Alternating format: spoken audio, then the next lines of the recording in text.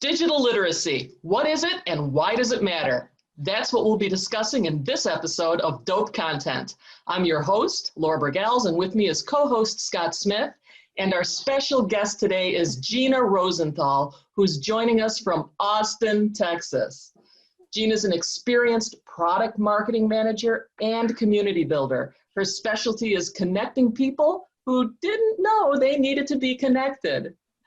She's also an experienced corporate trainer, network infrastructure expert, and UNIX systems administrator.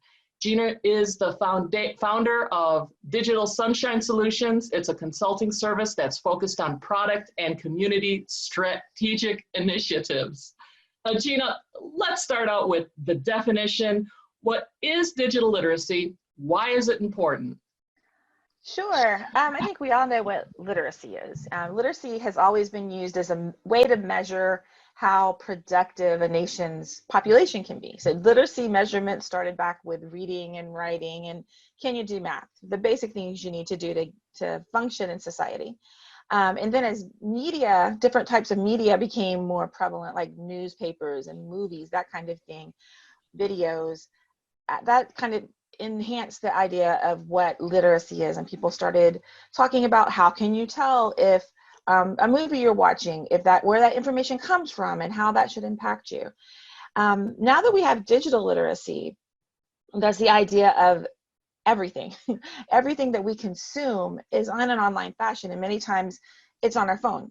So how can you tell not only how to read and write and do computational things just to get by, but if all of our information is delivered to us digitally, how can we tell which information we can trust and which information we should think a little bit more about and which information is really valuable to consume to help us be a productive citizen, to our country and to our neighbors. But it's kind of hard nowadays because we all have devices that are more powerful than the computers that set them into the moon, and information just shows up. So I think a lot of times we don't think about how does information show up? Where's that information from? Everything is free. So is that information you're seeing really free? And what are some good ways to evaluate the sources of the information that are showing up on your phone? How can we get better at digital literacy and evaluating content? I think there's a couple of places to start, right? Number one is realizing the applications that you use on your devices, especially if they're free, understanding what free means. So it's not free like you go to the library and you check out a book, or you read a newspaper, or you do some research. Really, in this day and age, and we're seeing this more and more with some of the big platforms that distribute information, the information isn't necessarily user-driven, as in, like, I make something that talks about the greatest Green Lantern and share that with Scott, and we argue back and forth, and my kids get involved. So that's kind of user. Okay, that's kind of user-driven information. But the reality we can take Facebook because it is one of the biggest information sources, these days. Facebook is really, they get their revenue from ad content. They get their revenue from convincing people, hey, we have this incredibly powerful marketing mechanism, which they do. They can market down to subsections, to subsections, to subsections. So if you want to find the only people in the world who think Hal is the best Green Lantern and send them some marketing information, Facebook has an engine that is designed to do that. So that makes it interesting when you see a video that pops up in your stream, or you see something that's not from one of your friends, but it contains some information, interesting information. That may be an ad that was directed to you because of the groups you follow, what it says on your profile. Not just that, but what you click on when you're looking at Facebook. Those little, kind of when you get tunnel vision and you see something and you click something else and click something else, that all adds to your profile. And that's what makes Facebook's marketing engine so incredibly persuasive. And we know now that our elections were impacted by firms like Cambridge Analytica. There were several more. And what they did was they focused on people that they wanted to persuade not to vote. So it's not so much that they persuaded everybody to vote for one candidate or the other. They just persuaded people that were perceived to be swing voters not to go to the polls at all by sending them videos that they thought would impact their decision. And it worked. So getting back to the whole digital literacy thing, part of it is being able to take a breath. And what I found is things that, if I look at something, and I'm not on Facebook, but I'm on Twitter, which has the same challenges. If I look at something and I have an immediate emotional reaction, a lot of times that is purposeful. It is something that's driven by a bot or a marketing program to get a reaction out of you. The best marketing campaigns get your emotions involved so you buy. Unfortunately, these really powerful marketing tools are being used by governments and other people that want to disrupt our society. So one of the challenges we face is that with each click and each like, I'm building my own filter. I mean, I don't use Facebook either, and Laura is not on Facebook anymore. So I think it's probably rare that you see 3 people of our age group that are not on Facebook in the same place. But there are things like that go on Twitter, like YouTube, LinkedIn, everywhere else. I mean, how can you prevent something or mitigate something like that? I like when I go to a Twitter feed and I see, like, particularly if it's a public figure like a celebrity or a news analyst or something like that, and it shows me that their post has 3,000 replies, but Twitter only shows me 15. How are they deciding which 15? That's what kind of bothers me. I'd like to see them in alphabetical order or chronologically, or I want to be able to look through this myself. I don't want it to be, the algorithm's decision. I think, unfortunately, that's not possible. It is the algorithm's decision, and we have to realize that. So I think it's basic library science. If back in the day when we talked about evaluating sources, just media sources, we didn't have the algorithms involved that look at our habits and try to anticipate what we will want to see and create a bubble for us. They do. So I think there's a couple things we can do. Number one is you still have to evaluate sources.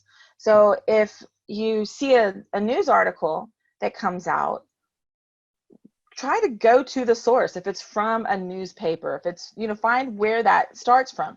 If it's, so we'll just start with, if it's not from a nationally known newspaper, a credible newspaper, maybe try to find out if it's on somebody's blog. Who is that person? Who do they work for? How are they getting money? Kind of who is writing this? What is the source? And are they just evaluating another source, right? Are they evaluating an article they saw someplace else or a video they saw someplace else, which is fine. It gives you a viewpoint, but you need to go find the primary source. And sometimes that's backing up and backing up and backing up. We do have Google, which is good and bad. You can take an article and put it in Google, click on the news piece, and you can see everybody that's talking about it. So it might take some work to get back to that primary source, but that's important. And even when you get to the primary source, there's a lot of conversation with journalists nowadays, right? Because their profession is being disrupted by the internet, just like education is, right? So there's a lot of discussion with them about how they present news and how they create the titles for articles, because sometimes they are so misleading that they're incorrect and they're sidestepping their responsibilities as a journalist. But that's something you can look at. That's the primary source, is this really weirdly titled news article. You can look at that and decide, is this right? Or you can look at this, what is being discussed. Maybe it was a weather event. You can go back and look for the local newspapers that talk about whatever happened. Look for the government report on what happened. There's all sorts of ways you can go back to the primary source. Go look for eyewitnesses. Try to figure out, what is that primary source? And easy way is this a blog evaluating something? Is this somebody going crazy, tearing it apart?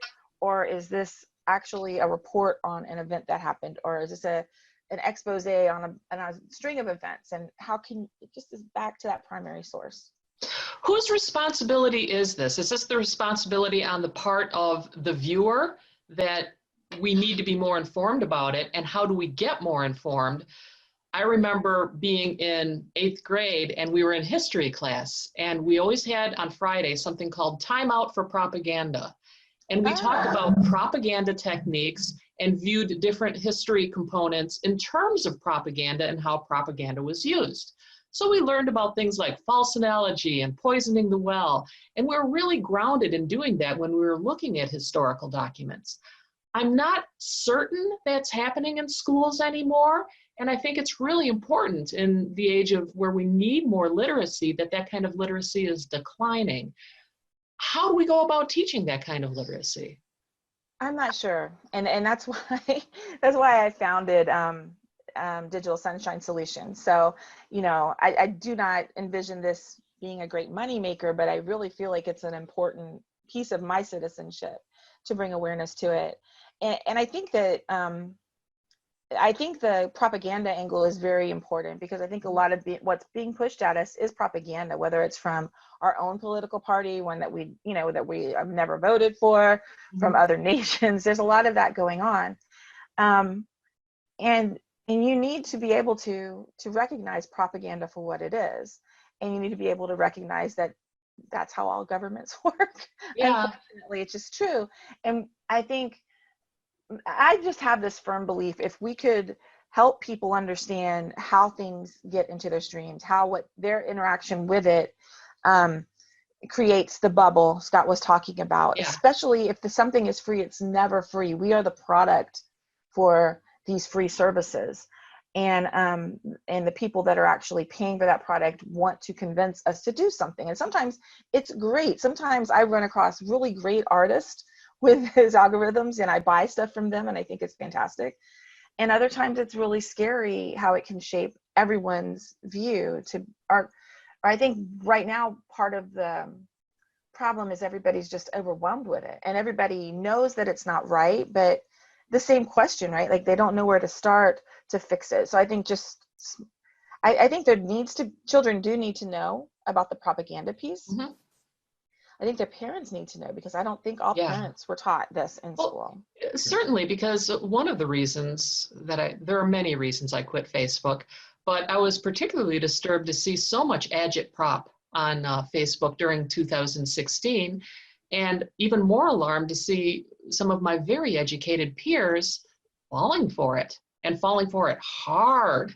And like you said, they weren't voting. The other angle that what responsibilities do corporations and governments have? I know that England, for example, tried to get Facebook to reveal what people were shown prior to the Brexit vote, and Facebook cannot reveal that, or will not reveal that one way or the other. How do you combat something like that? I think the only thing we can do is educate people. I think that's the only thing, because they're not going to. They are a for-profit company. They do not sell the service to us as consumers. They use us as a product. And you can't go and tell somebody that, right? Because, well, for example, my daughter is an artist, so she can't get off. She has a hard time giving up revenue that she would get from Instagram or Facebook. And I know a lot of people who are in the same boat. And I have actually a list on my whiteboard of reasons people tell me. Got older people like my mom's age who stay on Facebook because it's the only way they can keep in touch. And I think this is the part that kills me. They feel less lonely, and they feel more connected to everybody because of this. Just seeing everybody, seeing the grandkids and the second cousins' pictures. And that's what the promise of social media was supposed to be. The promise was to bring us all together and to show us people who were different from us, and help us all smooth over those rough edges of the bubbles that we have naturally, just of the small group theory that we have that is in effect. So I do not think that Facebook or any of these companies will ever change. I don't. They're a for-profit company. They can do what they want, and they've proven which direction they want to go. They want to go with the money. They're not going to go with protecting any of us as citizens. Okay. Well, I know both you and Laura largely through Facebook and other media. I mean, Laura and I were at the same gym also, so I got to know her. in that venue also. But I don't know if I'm ever going to be able to make friends again now that I've left Facebook. But I mean, just the whole idea that, we can't keep in touch. I mean, there was people that I hadn't heard from in decades, since high school or whatever, or middle school. And some I talked to on the phone. But I mean, I had reasons for not wanting to leave Facebook for a while. I mean, Laura had left it, I think, a year before I did, if I remember correctly. And I had all these reasons like school updates and things like that. My son was in middle school, and it's just, it wasn't that hard. I mean, I call the people in my family and friends periodically, and I talk to Laura in this setting, and, we have coffees, and I do have coffee with other people or go out for, whatever, see people in the neighborhood. And I'm not withering away without Facebook, but I do understand if it's somebody that's elderly and they don't have the means to get out, and they have grandchildren far away, or siblings far away. I understand that, but it's a nice centralized tool, but I don't really have to have that much of a need for the centralization to use Facebook. But I do understand that many people do. I mean, a lot of people think they're not going to know about what's going on at their kid's school. I mean, the school my son used to go to, we used to simultaneously publish to the PTA website and Facebook. We had a tool that would, had access to both. I mean, that's possible. It's not like we have to go to like Facebook. The church down, I don't go to this church, but they put all their information on Facebook. That's how people know about what's happening at the church. And we didn't used to have that, and people knew about what was going on. I think there's a couple of things there, right? Like when I started doing communities for big companies, it was the techies driving it, because it was hard to post a blog. It was hard to add pictures to your blog. It was hard to put pictures online. It was hard to put video online. We could figure it out, but everyday people, it just wasn't that easy. And I think cell phones and these applications have come so far and made it so easy for anybody to create video and content. And I think that's why you see, I think, a lot of the schools and the churches, it's really easy to get that information to people. Everybody's on Facebook, and, so they're kind of trapped. I think in a way it's so kind of sad. I understand my privilege that I am not on Facebook. I understand why other people are on Facebook. But when we talk about digital literacy, it puts the onus on the user at all times to evaluate it. And even as a user, I am not immune to propaganda, even though I know propaganda techniques. Like you say, things will trigger you. So a lot of it seems it would tie into mindfulness training as well as specific techniques. Is there any list of core curricula or a checklist of things that we need to be aware of as we go into a digital community? I think that's a good idea that needs to be developed, because I don't think anything like that exists. And it has changed so much in the past 5 years, because I'm responsible for getting a ton of people on Facebook, and I feel so guilty about it now, that I've done that. But I mean, it's changed. Yeah, it's changed so much in the last 5 years. I mean, the discussions I have with people, I think there needs to just be some Facebook 101. This is really what's happening. They can't wrap their heads around the fact that it doesn't matter if you don't like something. It just matters that you looked at it. It matters that your friends and the friends of your friends looked at it. It doesn't matter. I don't think people understand that, and that's probably one critical thing. And then I do think the mindfulness is a big deal. Understanding that if something is so ridiculous, it takes your breath away. Literally, this happens still to me. That, okay, just take another breath and think about, where could this come from, and who would want to say that, and why are you letting it into your mind, right? So I do think there's some of that needs to happen. And the balancing act there is, how do you help people who are not technical, that this is their lifeline? I mean, I actually had one of my older friends crying, telling me about it. This is their lifeline to the world, especially when they're not able to get up and about and do things.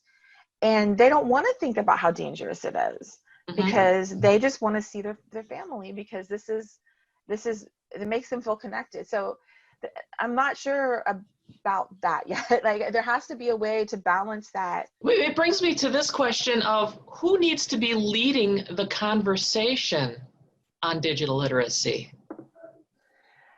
I feel it should be the same people that have always led on literacy, which were the librarians. But I think we all know what's happened to libraries, which kills me, because my first degree was from the School of Library Science. So because library scientists were like the sysadmins. Sysadmins care about what happens to the data, that it's always there. Library sciences care about the data being the data, and helping you tease out these ideas of propaganda, and what was the primary source, who wrote this, what was that person like, why did they write this. And I think that it should be libraries, and I think there should just be, I'm not sure how to get the word out. There's several nonprofits that are working on things, and so that's good if we can pull it all together. I get a little worried because, like, Gartner is saying digital literacy means something very different that they're going to go and market for the next 5 years. So that's worrisome. Almost like let's rebrand digital literacy so that it fits our agenda, which is another form of propaganda. Sure. Well, it is an analyst firm, so it's kind of their job too, right? Yeah. They're doing their job. So I feel like this almost has to be a grassroots thing, where we start talking, because the getting off Facebook thing was a grassroots thing. And again, I think all of this has happened so quickly. I think maybe I've been off Facebook for 2 years. And honestly, I'm still on Instagram for the artist. And more and more as I'm seeing it get tied together, and you can watch the URLs when you click over from an ad you get from an artist, and it is definitely on the Facebook grid. It has a Facebook URL. So I'm getting more and more uncomfortable about that. So I think it has to be like it was back in the day when we got everybody on Facebook, like, yeah, we've got to come do this. We've got to join together. We're going to make these great communities. I think we've almost got to undo some of that work and show how you can, the dangers of being on Facebook. So it comes with a risk. If you're willing to accept the risk, at least understand what propaganda is and protect the space you're in, whether it's in front of your computer or in front of your phone. And then maybe show that there are alternatives. I mean, there are still blogs, there are still different platforms that may or may not be as invasive.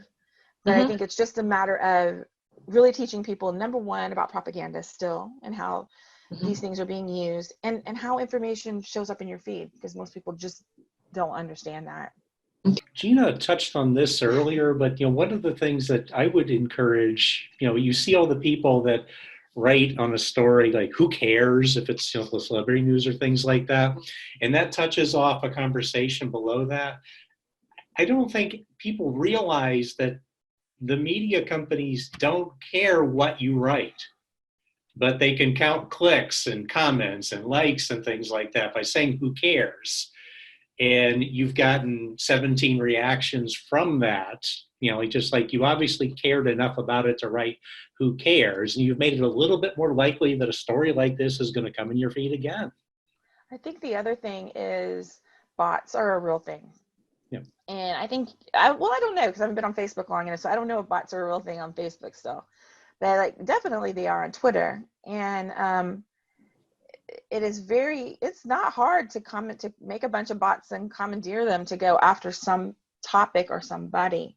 So I think that's a thing too, is realizing they're a thing that exists, that people put resources into them, and not just people, organizations and governments put resources into them to get things trending, and to get people talking about things, and to get people all whipped up, and to get us, I think we're at the point now where we're fatigued. We're absolutely fatigued from being so emotionally driven one way or the other. And when you're like that, everybody just kind of pieces out, and they check out.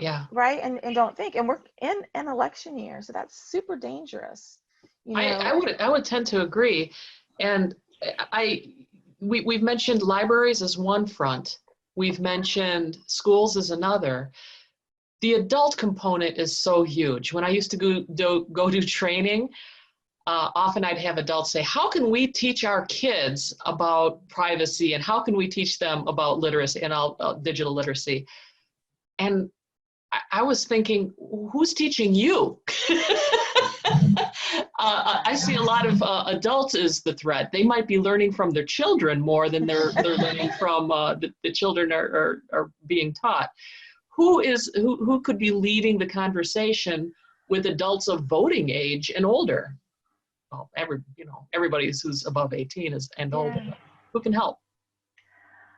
I honestly, when I started to do this, and I still feel, going to community centers, going to churches, literally just, taking a presentation to them and saying, hey, things to think about as we get closer to going to wherever voter education happens. Okay. And I've been talking about this for 8 years or so. When I did a presentation about 8 years ago at an conference, and I said it was about the digital divide. And so the story was about this lady who worked for the FDA in Albany, Georgia. And I was born there and I went to school in Tallahassee. So, it's right over the border there. And my mom's from Georgia. So, we have a way of telling a story, and I can get really long-winded, but I'm Southern. That's how we do. So she was a blogger. This was way back when it was, the technical people that understood how to get video and do things had taken some video. He was sent something she did at an NAACP dinner. And she was talking about how she just did not see how she was going to help these white farmers at all, because she knows they were the descendants of the people that had held her family as slaves. So how is she going to help them get loans to keep their farms going? And she just didn't think she wanted to do it. And so that's what this big blogger's whole story was about, and got everybody whipped up. And this was way early days. And she even got fired by Obama while she was on some trip doing some government trip thing. I remember that. Mm-hmm. I remember that, yeah. The blogger was Breitbart, the original Breitbart. So it was the beginning of this thing. And what I said, and I didn't know this back then, that what he would turn into. But my premise was, how fair is this to some older lady who tells a story like I do? Because what happened was she was telling her story. The moral of the story was, and then Jesus helped me see how this was wrong to do that. And I helped all of them get all the money that they were possibly able to get, and they're thriving. So that was the whole story she was telling. And that's how we tell stories in the South, is we say how we really feel and how horrible that is, and then how we overcame it because we came to this amazing revelation. Well, that is a digital literacy thing that I think, adults need to focus on. If they're going to make a judgment based on a 30-second soundbite without seeing the 1 or 2 minutes prior, 1 or 2 minutes afterwards, and it turns out to be something very different than that particular story was presented, and it just went up the chain of command, and White House said fire her based on a totally out of context quote. Well, not just based on the out of context quote, all the furor that was whipped up because of it, and could driven. So Breitbart has always had this very, very nasty community that believes things that I think most Americans do not agree with. Sure. I think most Americans want to be united and want to understand people that are different and want people that are different around them. I think most Americans, that is what our strength is as a nation. So it was not just the fact that, and that was my premise is, shouldn't we as Southern people be able to tell stories the way we have forever?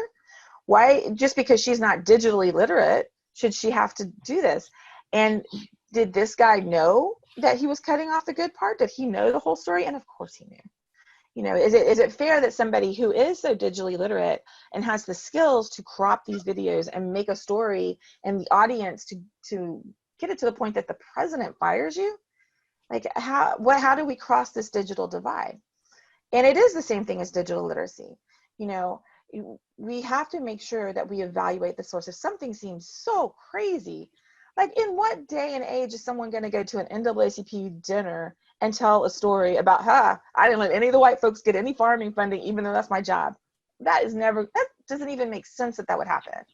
So it is so important when something is so outlandish to try to track it down and see, like, is this really it? Were there other circumstances around it? Did somebody take what this person said or did out of context? And get the context if it's that important to you, or if I'm the president, hopefully, that was a lesson learned for some government leaders, that, you have to take things and really find the source. And might that be a good gut check for a lot of people? I know I brought up the mindfulness component before, but be aware that if you are highly emotionally triggered by something that you've seen online, that there's a very high likelihood that it is propaganda and it needs to be investigated further, and in a way that is unbiased, because a lot of time we'll go in search of confirmation bias. I feel outraged by this. I'm going to find people that support my outrage, instead of, I feel outraged by this. I need to find people what the real story behind this is. Would that be a fair first start for people who are approaching a foray into digital literacy? Absolutely. So I think, and I do believe, you got to remember, the people that are creating this type of media, this propaganda, they are trying to get you to do something. Mm-hmm. And it might be, not vote. It might be go buy something you can't afford and you would never buy. So there's lots of reasons for it. But if you have an initial just really gut reaction, yes, you should go and try to find out what that's all about. The fixing the confirmation bias is harder. So I think that finding out what it's all about has to be about who really said this, what really happened, what is the primary source of information. The primary source is going to be eyewitness accounts, government reports for the most part. So just the first media reports from the local town or city that something happened in. Watch the whole video for yourself. Go find it, because it's still around. It's just not, it will be harder to find because of the algorithms. So what will be easier to find is whatever is the most popular. So if somebody chops something down to its very essence, to the most outlandish thing that happened, that's going to be every place you Google. So you have to dive in to put people's names in, put the date and the person's name, the date and the town and the person's name in Google. Find that primary source and get that report, and then see if that's the whole story. People are crazy, so sometimes it is crazy stuff that happens.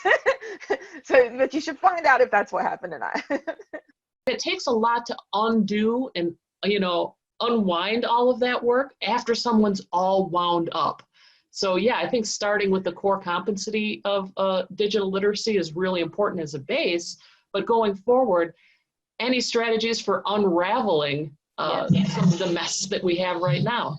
And that's why I think it's so important to understand how things get into your stream as well, right? So if it does work and is super emotionally reactive to you, you have this gut reaction to it, it probably is because somebody figured out who you are and what your small circles are and what your small worlds are and how you grew up, and the biases that are a result of the small worlds that you interact in. And that's just society.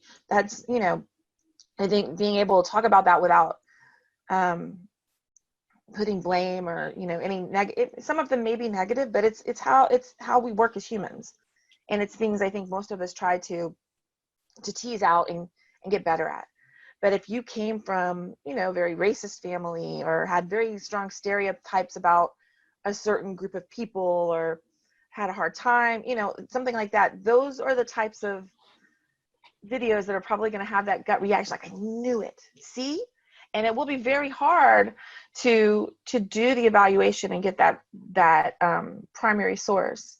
But it's very important to do it. And then to Scott's question earlier, I think this helps as well, about how do you get different opinions. I think that's important as well. It's important to follow a diverse group of people. Follow people that do say things that give you that gut reaction all the time, because it's so different than what you believe. And see if you can find those people that are trying to make a difference with bringing the differences and normalizing the differences, bringing the differences and help people understand the differences between different types of people. Mhm. So I think understanding where people are coming from is really important. And that is what the internet was supposed to be, in my opinion, was supposed to bring us all together. So trying to find those voices are pretty important too. Trying to find digital sunshine. Yeah. The best place for me is Twitter, GMINKS, Gminx, and I am always around on Twitter. So that's a good place.